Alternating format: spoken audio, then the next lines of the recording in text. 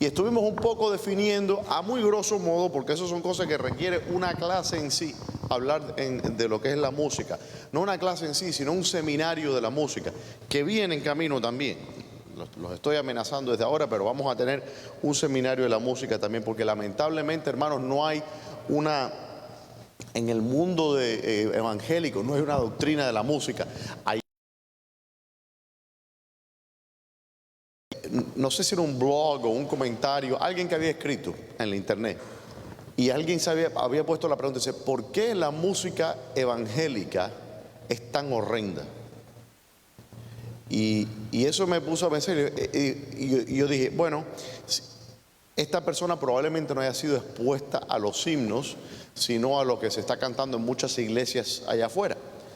Y si eso fue lo que esa persona fue expuesta, entonces tiene razón en decir que es horrenda.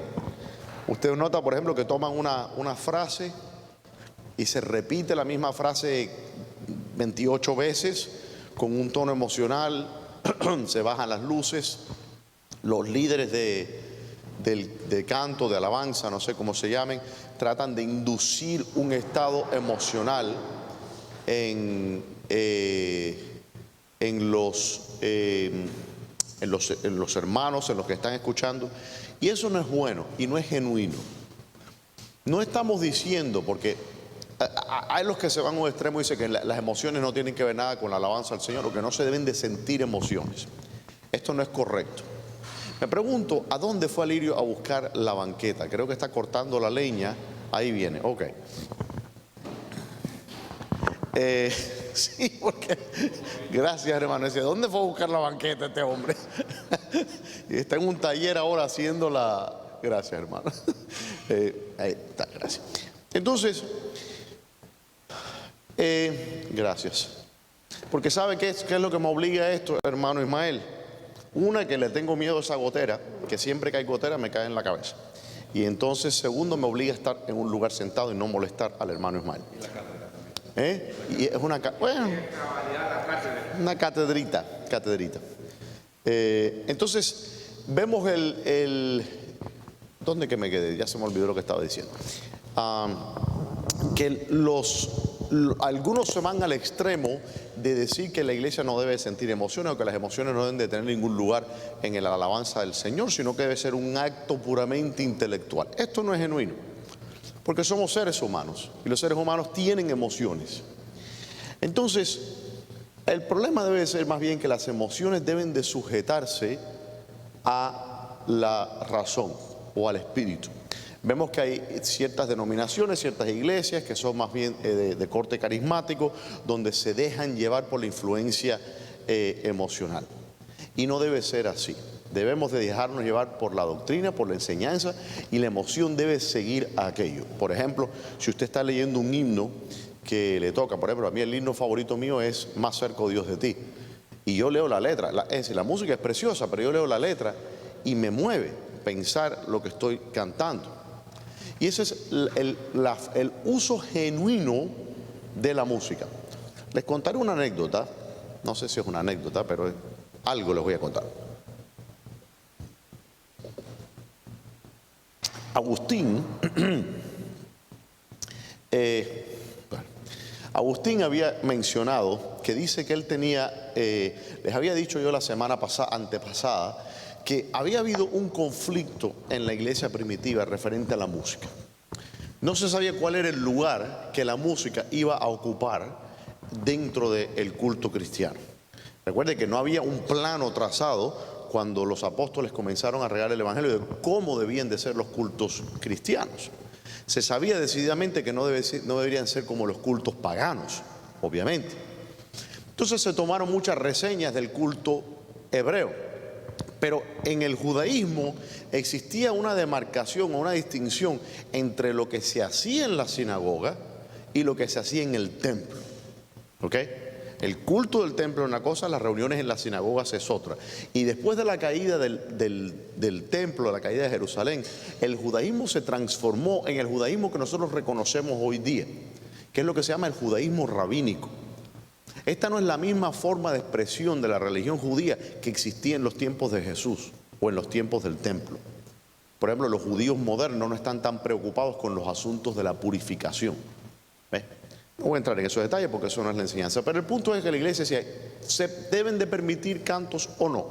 Agustín, que era muy crítico de todo, pero él comentaba que él se dio cuenta, y él escribe esto en las confesiones, de sus confesiones, él dice que él había pecado porque él estaba cantando en la iglesia himnos, pero él no estaba dirigiéndose a Dios, sino que se estaba dejando simplemente llevar por la emoción de la música que él estaba cantando. Y dice, y eso era pecado, porque él se estaba dejando llevar por una sensualidad simplemente, y no por la adoración al Señor. Entonces tenemos que entender que debe haber una adecuación o un matrimonio entre la forma y la materia. La alabanza, pero el vehículo de la alabanza es también igualmente importante. La música debe ser una música que se llama, sobre todas las cosas, sacra. La música de la iglesia tiene que ser una música sacra. ¿Qué significa esto? Que no puede ser igual a la música que uno escucha en el mundo. Yo tengo un amigo mío que es un buen creyente y tenemos muchos puntos de vista que nosotros divergimos,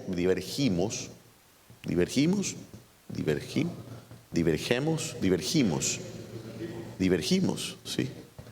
A veces yo al pobre Cervantes debe estar retorciéndose en la tumba. Bien, divergimos en ciertos puntos de vista. Y uno de esos es la música. Y estamos hablando justamente de la canción, y aquí yo esto creo que me quedé mencionándolo la vez pasada, de la canción de las avispas de Juan Luis Guerra. ¿Se acuerdan que mencionamos eso más o menos? Juan Luis Guerra es un compositor extraordinario, es un hombre que tiene un gran talento, un hombre que ha escrito música que tiene un don de Dios, eso es innegable. La pregunta es, y es lo que yo le decía a este hermano, si esa música debe tener lugar en la iglesia, o el estilo de música que él compone, si se debe usar como una alabanza al Señor. Él arguía que sí, porque la letra es cristiana. Ese es el argumento número uno que se hace usualmente. La letra es cristiana, la alabanza está dirigida a Dios. Y yo le dije, hay un problema. Recuerden que hace unos minutos le dije que la alabanza tiene que ser, que la forma de la alabanza tiene que complementar al propósito, o para usar una palabra que estábamos hablando el otro día, hermano Ismael, al telos o la entelequía, al fin de la alabanza. Y yo le dije, este es el problema. Nosotros como cristianos somos custodios de las cosas sagradas. Nosotros somos, dice, reyes, ¿cómo? Somos mayordomos, reyes y sacerdotes. Una de las funciones de los sacerdotes era mantener, ¿qué cosa? La pureza del templo. No permitir que se agarraran las cosas del templo para jugar o para otros usos que no fueran los legítimos de la alabanza. Bueno, eso también es para nosotros lo similar. Nosotros, por ejemplo, si corregimos a alguien si se hace un uso malo de la escritura, o del altar o del púlpito, de las cosas que son sagradas, que son del Señor. Entonces yo le dije a este hermano, si esta música se pone como de hecho se pone, estoy hablando específicamente de la canción de Jesús me dijo que te dijera, si el enemigo te tienta en la carrera, que no te mortifiques, que él envía sus avispas para que te piquen. Usted dirá, ¿cómo se sabe el pastor la letra si no lo escucha? Y lo he escuchado. Yo escucho música clásica, así que no crean que es porque lo tengo en mi playlist. Simplemente tengo, lamentablemente, muy buena memoria para algunas cosas, pésima para otras, pero hay otras, los textos se me quedan. Bien, y yo le dije, esta canción se toca o se canta en discotecas. No estoy hablando de discotecas cristianas, lo cual es una contradicción, pero se usa en las discotecas del mundo. Entonces usted tiene una canción que supuestamente fue compuesta, inspirada por el Espíritu, supuestamente fue hecha para alabar al Señor, y está siendo llevada a antros de perdición, está siendo tocada en centros que no son sagrados. ¿Entiende el problema que yo tengo? Y eso le hizo pensar a este hermano cuando yo le hice ese argumento. Y le dije, nosotros no podemos controlar que el nombre del Señor no sea blasfemado, que el nombre del Señor no sea tomado en vano por los perdidos que están cantando: Jesús me dijo que te dijera, si el enemigo te tienta en la carrera. Ese lenguaje en la boca de un incrédulo es absurdo, porque ellos son hijos del enemigo. Y el uso del nombre Jesús en una forma vulgar es sacrilegio, es blasfemia. Y esa es la razón por la cual yo no creo que ese tipo de música deba de ser escuchada por los cristianos. Ahora, todos tenemos una conciencia y todos tenemos el Espíritu Santo. Yo no estoy diciendo que si usted escucha esa música en su casa está cometiendo pecado. Simplemente le estoy indicando que el hecho de que esa música ha sido compuesta en un ritmo bailable, el hecho de que esa música se usa en centros mundanos y en fiestas mundanas, y los mundanos la celebran y se la saben de memoria y la cantan, significa que la santidad, lo sacro, está teniendo un uso vil a causa de la mala forma de esa alabanza. Recuerden que les dije que la alabanza tiene que tener la forma y el contenido. Tiene que haber un matrimonio específico entre el contenido, lo que se está diciendo, las letras, el texto, y el vehículo para esa alabanza. Es una pregunta, hermano, que usted tiene, o una mosca le ha caído encima a atacarlo viciosamente.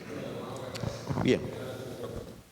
Sí, pastor, con respecto a lo que está diciendo, que realmente, como sé que hay personas que afirman que solamente porque el contenido de la letra es bíblica ya debería ser aceptada, pero ambas partes, tanto la letra como la composición musical, tiene que ir de la mano, porque si esa misma canción, poniendo que fuera la misma letra, pero fuese, por ejemplo, armonizada con un piano, algo bien delicado, o con un órgano, digamos una melodía parecida a los himnos de nosotros, de seguro nadie la va a poner en estos lugares, porque ya ellos están entendiendo que el género musical en sí tiene un lenguaje.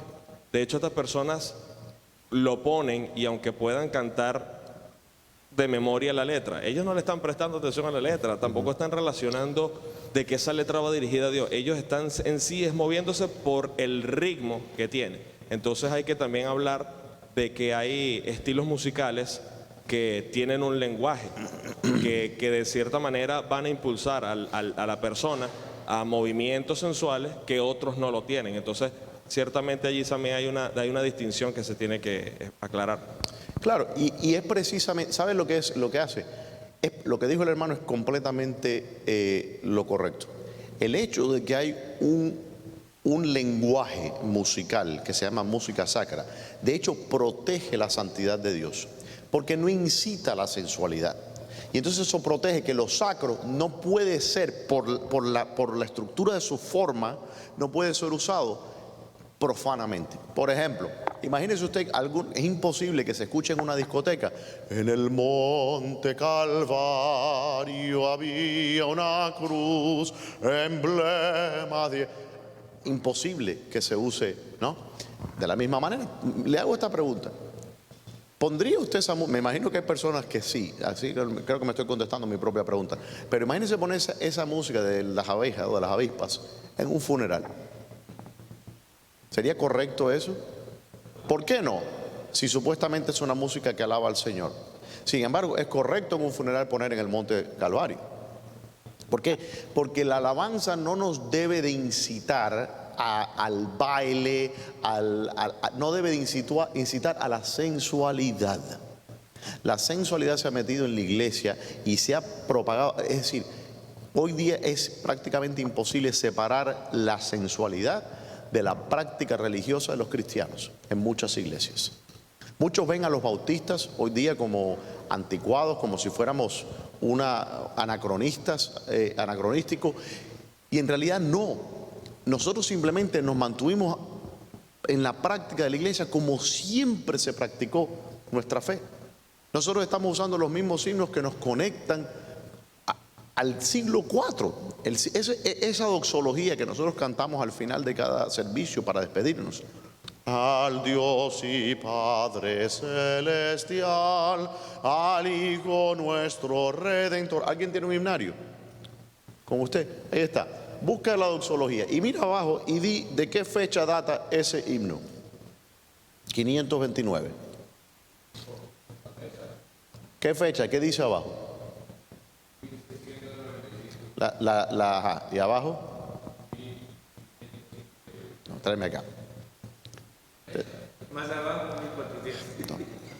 Porque él está viendo, hay diferentes arreglos. A ver. En Old World Hundreds. Okay. Bueno, aquí no lo dice. Dice que es en el Salterio de Ginebra del 1551, pero aquí vemos, por ejemplo, el Gloria Patri, que es el que yo estaba pensando, data del siglo IV. ¿Qué está viendo? Este es aquí está, es el que yo estaba, me equivoqué, no es el a Dios el Padre, pero mira. Del siglo IV, ¿no? Estamos hablando del año 300 y pico, aproximadamente cerca del tiempo donde se hizo el concilio de Nicea. Bueno, yo les voy a dar algunos versículos, creo que les di, pero no todos. Vimos Hechos 16:25, alguien que lo lea. Lo leímos eso, yo creo que leímos ese. Primera de Timoteo 3:16, ahí es donde nos quedamos. Y otra persona que busque Primera de Corintios 15:3.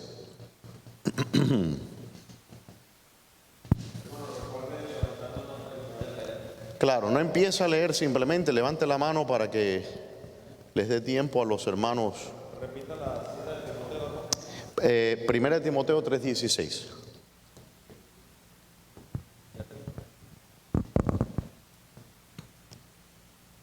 ¿Alguien lo tiene?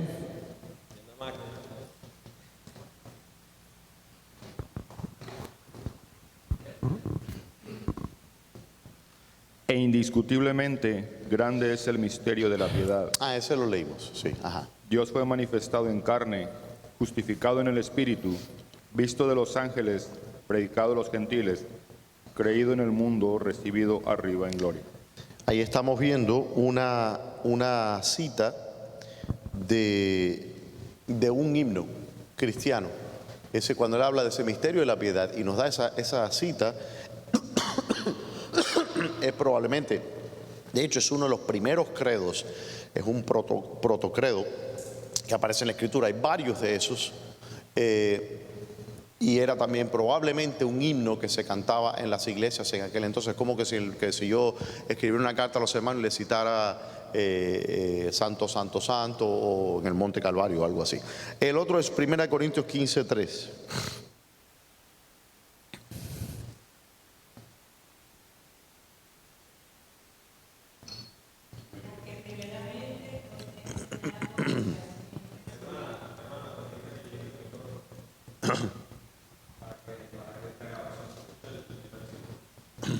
Primera de Corintios 15:3, porque primeramente os he enseñado lo que asimismo recibí, que Cristo murió por nuestros pecados conforme a las Escrituras. Ese es 15:3. 3. Okay. Ahí vemos nuevamente otro que es otra cita de otro credo. Si ustedes se recuerdan, por ejemplo, en el credo de Nicea dice y fue muerto y sepultado y resucitó al tercer día, de acuerdo a las Escrituras. Y ahí vemos que en Nicea está como que dándole una reseña, un saludo a los credos anteriores, los credos de los apóstoles. Y ahí Pablo está citando otro credo que probablemente, de acuerdo a los estudiosos, se cantaba en la iglesia también como una forma de adoración litúrgica. Vamos conmigo entonces ahora a Primera de Crónicas 15:16 en adelante. Primera de Crónicas 15:16.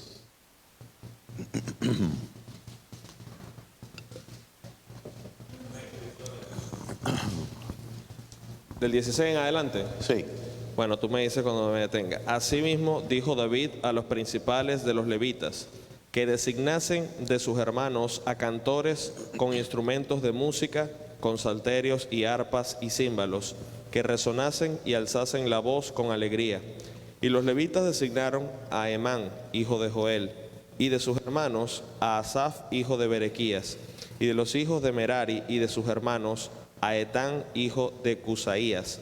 Y con ellos a sus hermanos del segundo orden, a Zacarías, Jaasiel, Semiramot, Jehiel, Uni, Eliad, Bueno, y Benaía. sigue una larga historia. Sí. Ajá. Y ahí vemos, por ejemplo, de hecho, ustedes a lo mejor en los salmos cuando dicen esto es un mictam de David, eso se está refiriendo a composiciones musicales específicas. Y ahí vemos que el rey David establece que van a haber un coro de cantantes, eran 1000 levitas, y no eran de la tribu de Leví, escogidos para cantar en el templo.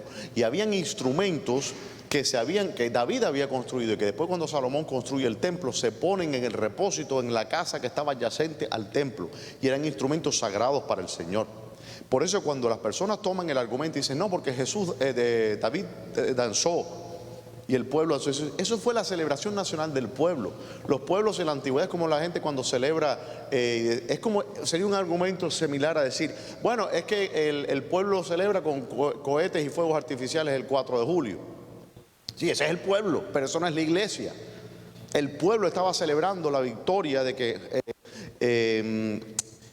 David había traído el arca del pacto que estaba en Hebrón, si no me equivoco, y había triunfado sobre el Jebuseo, y había tomado esta ciudad Jebusea, que es Jerusalén, y la había hecho la capital del Reino Unido de Israel. Entonces él iba adelante con el pueblo celebrando, pero esto no era una celebración litúrgica del templo de Dios. Entonces tomar eso y decir no, David danzó, ok, perfecto, él danzó como rey de la nación, él danzó como un israelita que estaba feliz, los israelitas cada rato sacaban los panderos y etcétera, pero eso no es una indicación, ni nunca fue tomado como una indicación en los años de la iglesia de cómo debe de alabar la iglesia. Porque si uno quiere saber estrictamente qué fue lo que ordenó el Señor para alabar, vemos que era un coro de 1000 levitas. Primeramente no se permitía, por ejemplo, a la mujer cantar en el templo. No se podían elevar voces de mujer. Entonces eran 1000 levitas o varones que tocaran las trompetas que había hecho Moisés, etc. Entonces ahí vemos la estructura de la alabanza en el templo, que tampoco lo tomaron los cristianos para una, ¿cómo se llama? Como una postura teológica, cómo debemos alabar los cristianos. La Escritura sí nos habla de himnos y cánticos espirituales. Entonces, eso se sabe que desde el principio estaba en la iglesia, y no hay que innovar en esto, no hay que hacer algo nuevo, sino que tenemos que mantenernos como han alabado por siempre los cristianos, hasta que vino el siglo XX. El siglo XX, como dice ese tango, siglo XX cambalache, problemático y febril, donde hubo un colapso completo de las estructuras, siguiendo la Primera Guerra Mundial y después, para sellar con broche de oro, la Segunda Guerra Mundial. Y después de eso, con la revolución sexual de los años 60, etcétera, que fue un colapso completo de la sociedad. Una crítica, ahí es donde surgió la filosofía del deconstruccionismo, no sé cómo se dice en español, deconstructionism, del desconstruccionismo. Y todas las bases de los fundamentos de lo que había sostenido a la sociedad occidental por milenios, fue socavado. Entonces las iglesias tomaron nuevas formas de alabar, con nuevas... yo escuché una vez a una hermana que me dijo que ellos alababan con salsa en la iglesia, y no estoy hablando con salsa de comer, estoy hablando con salsa de música. Y dice que ellos alababan con salsa porque, y me enseñó en el Salmo cuando dice, cantarán un cántico nuevo.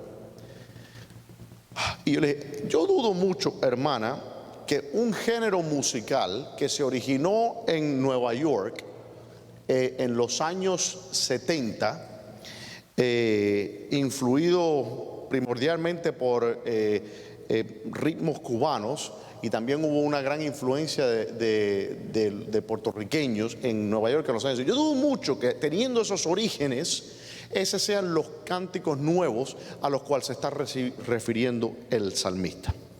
Ok, vamos a dejar eso ahí sobre la música, porque como le dije, esto se puede extender mucho más, y hay algo más también que quiero tomar el tema. Preguntas hasta acá. Preguntas, disensiones, contiendas, quejas, desacuerdos, declamaciones. Sí, espere, por acá, corriendo. No, rapidito. Yo solamente lo que quería mencionar era que, a ver, lo que se ha hablado acerca de los instrumentos que, por ejemplo, se utilizan en la iglesia son instrumentos que deben ser considerados como consagrados para este fin. Y si aún en el mismo mundo vemos ejemplos, por ejemplo, hablabas acerca de por qué el tema de modernizarnos o actualizar las cosas. Si al caso vamos, digamos que himno nacional de cualquier país tiene una melodía parecida a la de ahora mismo. Ellos mantienen la pureza y la conservan, y estamos en estos tiempos, y cuando tú escuchas el himno de cualquier país, tú ves la manera en cómo está compuesto ese himno. Entonces, la gente entiende de que ese himno es especial porque habla de, ¿sabes?, de toda una nación, de una cultura, de tradición. Entonces, digo, si el mundo puede hacer la distinción en estas cosas que son terrenales, ¿cuánto no más nosotros que estamos hablando de lo que se trata de lo que usamos para adorar al Señor? Fíjate que, como te decía, los compositores hacían una distinción entre lo sacro y lo profano. Beethoven, Mozart, Haydn, Bach, todos estos compositores, Handel, ellos componían, por ejemplo, Handel compuso, no me acuerdo si fueron 43 óperas o algo así, y de repente empezó a componer oratorios. El oratorio es diferente, es una composición religiosa, es música sacra. Bach compuso muchos oratorios, diferente a la ópera. La ópera era un género secular, pero había una distinción, desde siempre ha existido, que se llamaba música sacra, y había una forma de esto. Por ejemplo, cuando usted escucha un coro y las claves musicales en el 1600 y 1700 y pico, las claves musicales en las que empezaban las composiciones estaban escritas, tenían un significado para los oyentes, en que nos decían si esto era una composición que era de gozo, o si esto era una composición que debíamos de pensar, meditar, o si esto era una composición. Es decir, cada una de las claves musicales, y esto viene desde Platón, como le digo, no voy a extenderme porque hay que hacer un estudio en sí profundo sobre eso. Otra cosa también es las voces que se usaban, ¿no? Las voces que se usaban también eran indicativas de qué persona de la Trinidad, por ejemplo, estaba hablando.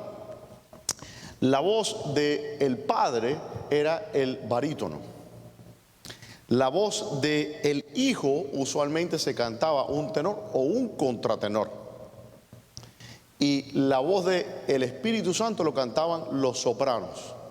Entonces, cuando usted escuchaba, por ejemplo, esa composición en el Mesías que dice: a nosotros hijos nos es nacido, oh, for unto us a child is born, unto us a son is given, unto us a son is given. Es una tesitura elevadísima, que ahí el que estaba escuchando, que tenía una cultura musical, estaba comunicando no solo el texto, sino que la música me estaba hablando. Y de repente, cuando se hablaba del poder y la potencia, venían los bajos. And the government shall be upon his shoulders. Y el gobierno y el poder será sobre sus hombros. Ahí empezaba con una tesitura baja. And the government shall be. Y las cuerdas entonces doblaban. Como le digo, es un estudio en sí. Pero lo que le quiero mostrar es que había una estructura, había una forma adecuada de cómo alabar al Señor, ¿no? Ok. Usted tenía una pregunta, hermano. Sí. ¿Tiene el micrófono? Sí. Ese cantante que usted está hablando de Juan Luis Guerra, ¿no? Sí. Él dice que él es cristiano, él se convirtió al evangelio. Sí. Como si él tiene debe tener conocimiento de lo que usted nos está explicando, ¿no? Lo que es la música.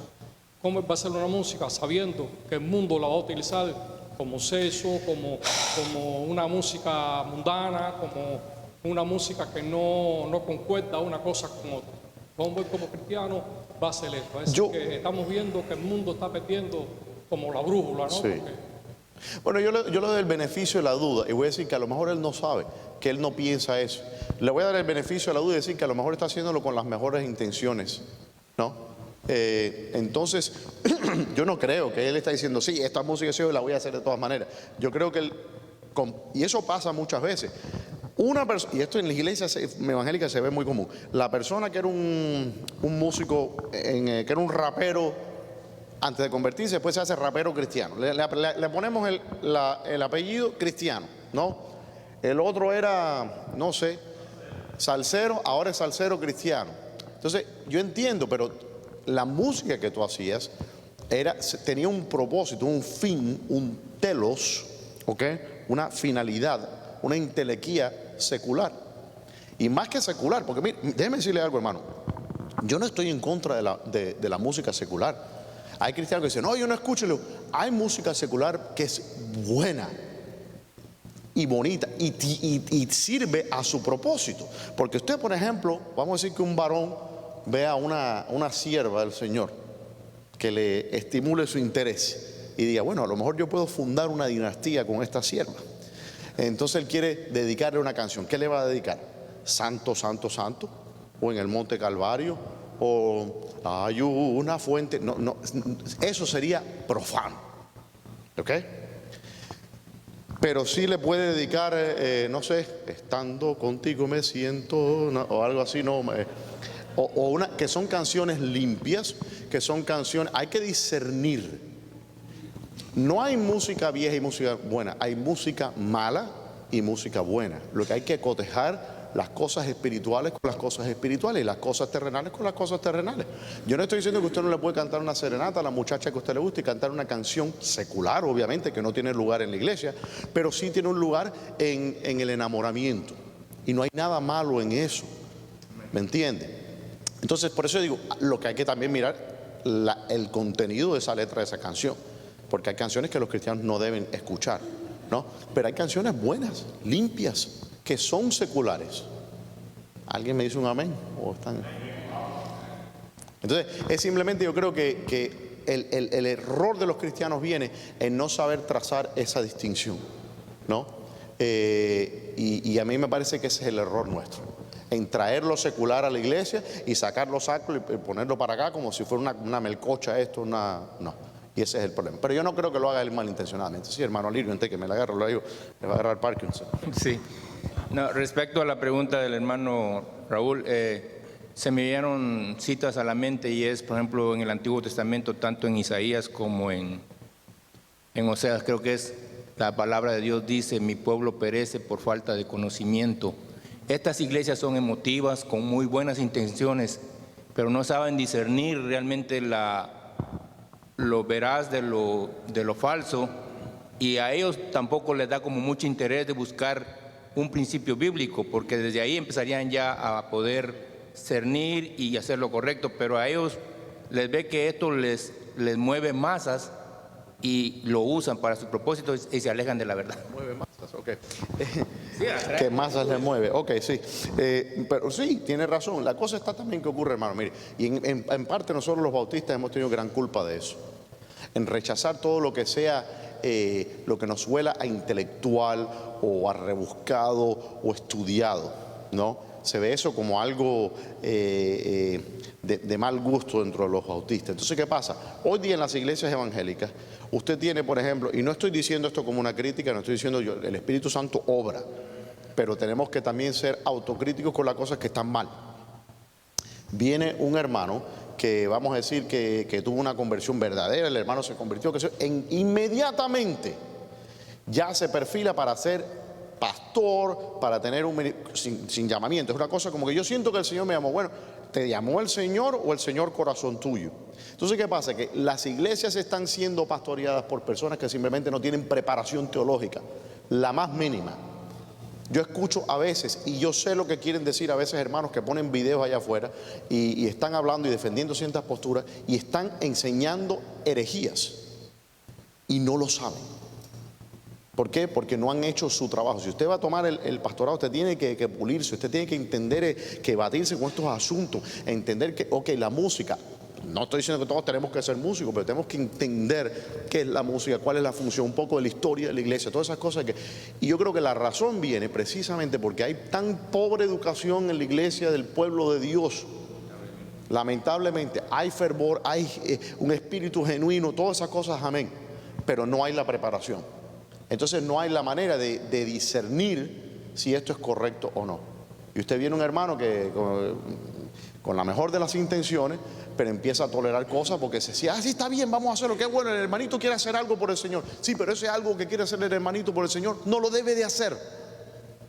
¿Entiende? Yo sé que usted tiene un deseo increíble por cantar ese canto, pero ese canto no lo debe de cantar. ¿Entiende? O tal vez no en esa forma. Ok, continuando. Vamos ahora a hablar un poco de la vestimenta, y ese es otro tema que es ponzoñoso. ¿No? Y usualmente porque la cuestión de la vestimenta recae sobre todo en todos en general, pero en las damas específicamente. Y la razón por la que recae en las damas específicamente no es porque seamos una iglesia de machistas ni nada por el estilo. Es la razón, está dictada por la simple anatomía de las damas. ¿Okay? Las damas tienen, Dios las diseñó así, hermosas, tienen atributos que llaman la atención al varón. Entonces, obviamente, la cuestión de la modestia recae más sobre las damas, aunque cae también sobre los hombres. No estoy diciendo que no sea sobre los hombres, porque después me sacan de contexto. Aquí le tiramos, en el Señor dice no hay varón ni mujer ni cita, aquí le damos palos a todos por igual. ¿Okay?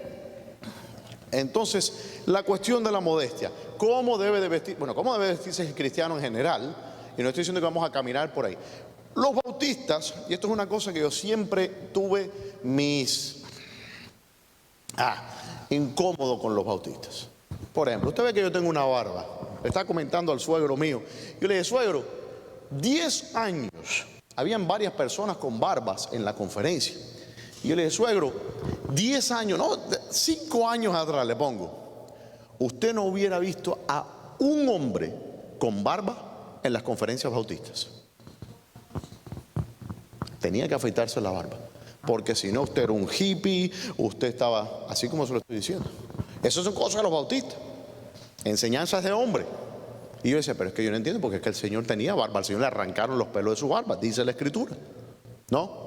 El pelo tenía que ser cortado bien corto, estilo militar, porque si no, entonces si usted tiene un pelo, usted es un afeminado, no puede tener el pelo largo.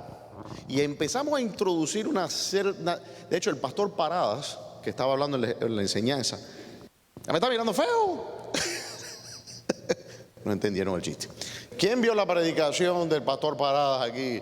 Ok, dice que tiene una nueva muletilla que dice, ya me están mirando feo. Ok, dice que él predice, yo he cambiado mucho, porque yo era los bautistas y una vez que él estuvo predicando que los varones que usaban los loafers, los zapatos que uno se mete así, no que tienen cordones, sino los que él creía que los hermanos que usaban, de hecho, que le muestro, estos zapatos que no tienen botones, están mis pobres zapatos, vamos a hacer una colecta para comprarle zapatos al pastor. Mire, ya mis zapatos, le digo, se están rompiendo, no es mentira.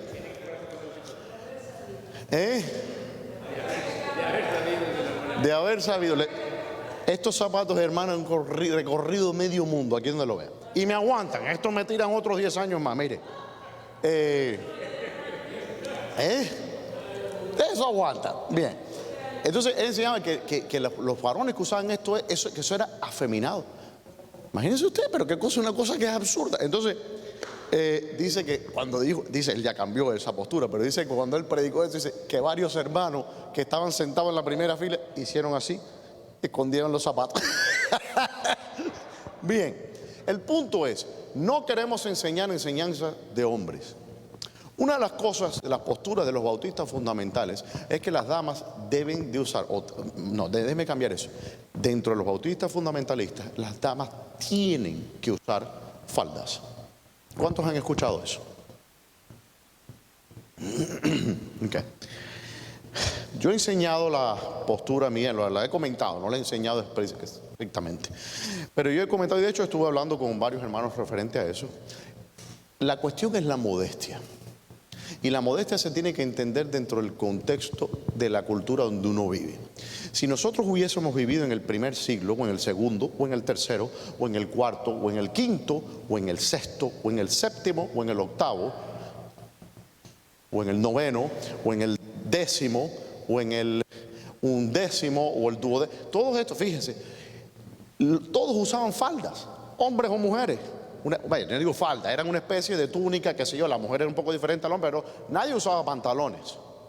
Esto empezó a ocurrir en el siglo XV, XVI aproximadamente, donde se empezaron a introducir los pantalones. Entonces, la distinción, porque muchos bautistas toman, por ejemplo, el libro de Deuteronomio, donde habla que la mujer no debe llevar la ropa del hombre, y eso es cierto, y eso es bíblico, y es verdad. Pero eso tiene que ser entendido desde el contexto cultural en el que vivimos. Porque obviamente en el siglo I no se podía decir que los hombres tenían que usar pantalones porque no había pantalones. En el siglo XVII los hombres usaban peluca. Wesley, el famoso teólogo y compositor de himnos preciosos, usaba peluca larga. ¿Estaba violando la ley de Dios? No, hay que entender las cosas dentro del contexto. Mi postura como pastor, yo no tengo problema en que una dama use pantalones, si usa pantalones modestos. Le voy a decir mi preferencia. Yo prefiero que usted use faldas. ¿Ok? Por varias razones. La primera razón para mí es estética. Usted se ve más bonita, más femenina cuando usa falda. Hay algo hermoso en la mujer usar falda. ¿Algún varón me da un amén por ahí? Nadie me ha dicho amén. No lo escuché usted. Amén. Ahí usted ve. Entonces es una distinción que es algo bonito. Segundo, hay que también, porque hay hermanas que dicen, no, yo uso falda. Sí, pero hermana, si la falda es del largo de mi chaqueta, ¿ok? Y le voy a decir cuando es demasiado corta. Si usted se la pasa haciendo así. Si una hermana se pasa haciendo así, y si usted se sienta, cuando usted se sienta así, entonces que y se ve por todo por acá. La falda tiene que ser por debajo de la rodilla. No estoy diciendo por debajo, por aquí. ¿Para qué? Porque usted se va a sentar, me imagino que no va a estar de pie. Y usted puede ser causa de tropiezo a un varoncito en la iglesia. Entonces por eso Dios la manda a usted a vestirse con modestia, hermana. Porque déjeme decir una cosa, el varón que viene a una mujer, dice el Señor Jesús, que viene una mujer y la deseare, ha fornicado con ella. Pero si una dama se viste inmodestamente y está haciéndole tropiezo, usted va a llevar también castigo, culpa de eso, porque está provocando. Recuerde que el varón y la mujer también, nosotros respondemos a instintos, reflejos normales, físicos, animales del ser humano. Y son cosas que son impulsivas, reflexivas. Entonces, si usted se muestra, si usted es una dama que es, por ejemplo, voluptuosa y usted está mostrando todos sus atributos a la iglesia, en vez de mostrárselos a sus maridos, que es a quien le pertenece ver esas cosas, usted está haciendo a otros varones que caigan. Amén. Entonces tenemos que hablar la cuestión de la modestia. Yo sé que hay hermanos que estamos de hermanas sobre todo que están dejando que el mundo influya la manera en que ella se viste. Y yo no estoy diciendo que se vista como una monja, como los pentecostales, ¿no? Las pentecostales que ni se bañan. No, arréglese, sea bonita. Dios la hizo a usted hermosa, sea como, ¿cómo se llama la hija de Job? Setura, que dice que no hubo mujer en todo el mundo tan bella como es. Sea hermosa, pero sea hermosa con modestia. Y yo le voy a dar algunos versículos. Vamos a 1 de Pedro capítulo 3. 1 de Pedro capítulo 3. Y esto también va para los varones. ¿Cómo vienen ustedes vestidos a la iglesia? Usted viene vestido a la iglesia como si fuera un campeonato de fútbol. Ridículo, pastor. Bueno, están dormidos los diáconos hoy.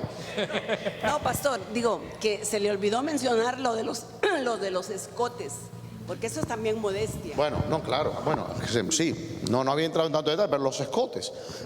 Imagínese que usted está hablando con una hermanita y usted tiene que estar así, mirando aquí en la cabeza para evitar ver lo que no debe demostrar. Sea recatada, hermana. Yo no entiendo, no deje que esas pasiones se metan en la iglesia. Usted puede ser de tropiezo a otra persona. Y déjeme decir una cosa, si usted está buscando, hay una sola damita aquí, no hay nadie más que esté solterita, no hay. Ok, pero ¿sabes qué cosa, Cata? Que cuando te ve un muchacho, cuando llegues a la edad, porque te falta mucho todavía, cuando cumplas 35 años y tu papá te deje entonces, pues yo tengo una edad, hermano, para mi niña, ella va a tener su primer novio a los 35. Mientras tanto, papá es papá, ya. No tiene que buscar más nada. Bien, cuando tú cumplas 35 años, entonces, ¿sabes qué va a fijarse el varoncito que de verdad está buscando la madre de sus hijos? Esta va a mirar cómo, tú te ríes, yo sé que te sientes incómoda, pero va a mirar cómo tú te vistes, cómo tú te comportas y cómo tú tratas a tus padres. ¿Ves? ¿Por qué? Porque le hace así a la mamá. Porque eso es lo que es importante. Porque usted está buscando ¿qué cosa? Una mujer que va a estarle enseñando todas las cosas a los otros hombres. Y pregúntese esto. ¿Por qué tiene ella la necesidad de mostrar sus atributos a otros? ¿No le satisfago yo que tiene que estar buscando, que tiene que estarle mostrando a otros para que todos la miren? Y hay hombres, y le digo porque ha pasado en la iglesia, hay hombres que les gusta que otros hombres vean a su mujer. Eso es pecado. Si usted disfruta, o no sé lo que no quiero entrar en especulaciones psicológicas, pero si a usted le gusta que otros varones estén mirando a su mujer, y no como ejemplo de piedad y de buena madre y de santidad, sino porque están mirándola, usted tiene un problema. Venga a hablar conmigo, saque una cita con mi secretaria. Estamos hablando psicológicamente, no como pastor. Le digo, haga una cita psicológica, vamos a tratar eso, porque ahí hay un problema. Ok. Asimismo, vosotras mujeres, estad sujetas a vuestros maridos, para que también los que no creen a la palabra sean ganados sin palabra por la conducta de sus esposas. Sí, pero no podemos, tenemos que...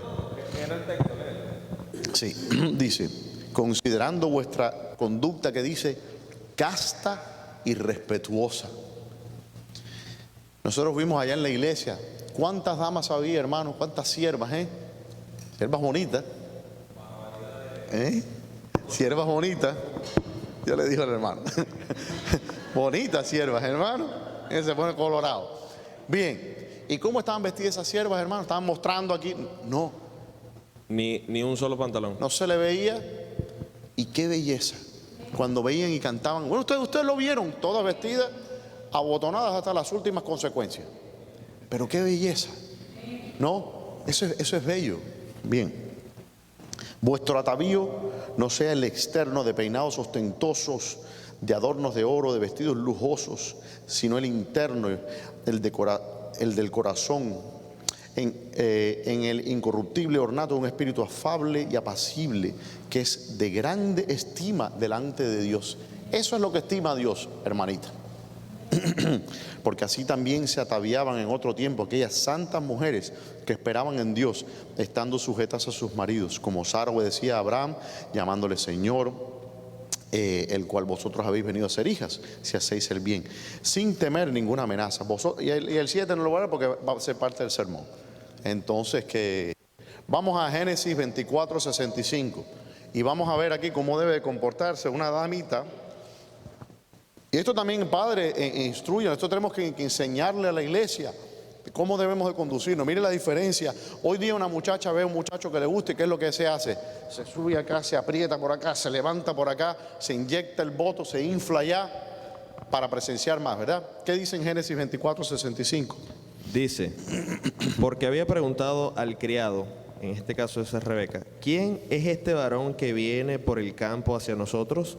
Y el criado había respondido, este es mi señor. Ella entonces tomó el velo y se cubrió. Mire qué cosa. Ella venía porque iba a ser desposada con Isaac. E Isaac, que le gustaba ir, dice, a meditar en las dunas del desierto, no sé, era medio existencialista Isaac, ¿no? Iba a tener sus devocionales y de repente ella de lejos ve a un muchacho. Y fíjate qué cosa interesante, porque ¿por qué pensó ella? A lo mejor le vio al bien parecido al muchacho y dijo, uy, ¿será que? Y le dice al siervo, y le dice, ¿quién es aquel? Y dice, no, aquel es el prometido tuyo. ¿Y qué hace ella? Espérese. Como se hacen para tirar el duck face, ¿no? Así, todas las fotos se van a tirar así.